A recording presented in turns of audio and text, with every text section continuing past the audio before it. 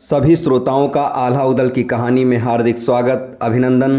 पिछले वीडियो में आपने देखा कि नरवरगढ़ की लड़ाई की शुरुआत कैसे हुई। अब उसी के आगे की कथा बढ़ते हैं कहानी की तरफ। कई दिन चलने के बाद वे एक नगर के पास पहुँचे। उन्होंने खेतों में गाय चराते लोगों से नगर का नाम पूछा। उत्तर मिला कि आगे जो दिखाई दे रहा है वह नगर नरवरगढ़ है। इस शहर का दूसरा नाम मौरंगगढ़ भी है। यहाँ राजा नरपति सिंह राज करते हैं। तब तक वे नरवरगढ़ में पहुंच ही गए। उदल ने पानी भरने वाली पनिहारिन से कहा, मेरे घोड़े को पानी पिला दो। पनिहारिन बोली, मैं राजकुमारी फुलवा की दासी हूँ, पानी तो क्या पिलाऊंगी। यदि राजा को पता चल गया तो हे राहगीर, तुम्हारी घोड़ा भी छीन लिया जाएगा और जेल की हवा खाओगे। उदल ने कहा, ये फुलवा कौन है जिसकी इतनी अकड़ है। दासी बोली, फुलवा राजा नरपति की राजकुमारी है, अति सुंदर है, रोज सवेरे ताजे फूलों से तौली जाती है।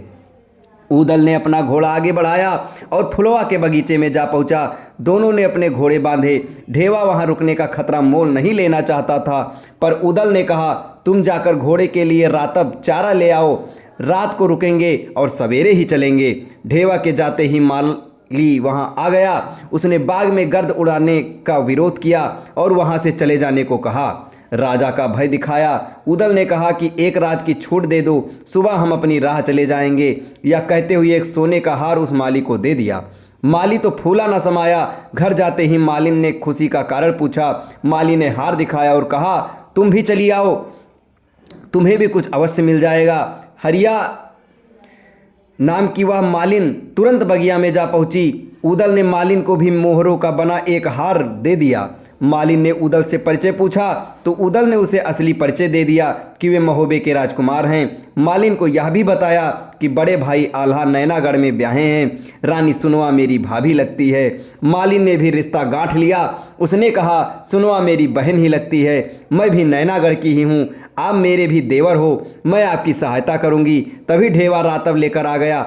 घोड़े को रातब डाल दिया। ढेवा बोला, अब जल्दी ही अपनी मंजिल की ओर चलो, हम घोड़े खरीदने काबुल जाना है। उदल बोला, जाएंगे, अवश्य जाएंगे, पर फुलवा को देखे बिना मैं कहीं नहीं जाऊंगा। इतना कहकर उदल मालिन के घर चले गए। रिश्ता तो बना ही लिया था, वहीं रहने लगे। महीनों तक फुलवा से मिलने का मार्ग नहीं मिला। ढेवा से सलाह की। उसने बताया कि 4 लाड़ी वाला हार बनाकर, नारी वेश बनाकर हिरिया के साथ फुलवा के महल में चले जाओ। उपाय उदल को अच्छा लगा। वह हिरिया मालिन के साथ नारी वेश बनाकर तथा 4 लड़ी का हार बनाकर उसमें मोती भी पिरोए साथ लेकर फुलवा के महल में जा पहुंचा। हिरिया मालिन उदल नारी वेशधारी को लेकर सतखंडा पर जा पहुंची। फुलवा ने पूछा, ये 4 लड़ी का हार किसने गूंथा है? गांठें भी इतनी सख्त लगाई हैं, यह मर्दाने हाथ की गांठें हैं। तब हिरिया ने बताया, महोबे से हमारी बहनौतिन भांजी आई है, उसी ने यह हार बनाया है। फुलवा ने उसे बुलवाने का आदेश दिया। उदल को तो वह नीचे छोड़ गई थी, उसे लिवाकर सतखंडा पर ले गई। सास श्रृंगार करके घूंघट करके उदल फुलवा के महल में पहुंच गए।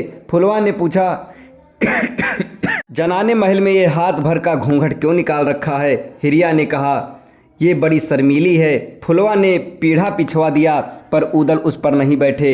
हिरिया ने बात संभाली, ये मेरी भांजी महोबे के राजा परिमाल की पुत्री चंद्रावली की मालिन है। वहाँ उसके साथ पलंग पर बैठकर ही चौसर खेलती है, नीचे पटरिया पीढ़े पर नहीं बैठती।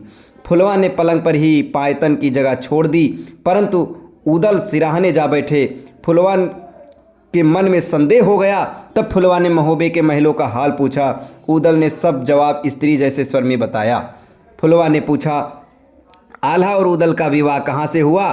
तो उदल ने बताया, आल्हा का ब्याह नैनागढ़ की राजकुमारी सुनवा के साथ हुआ है। अभी उदल कुंवारे हैं, उनका विवाह होना बाकी है।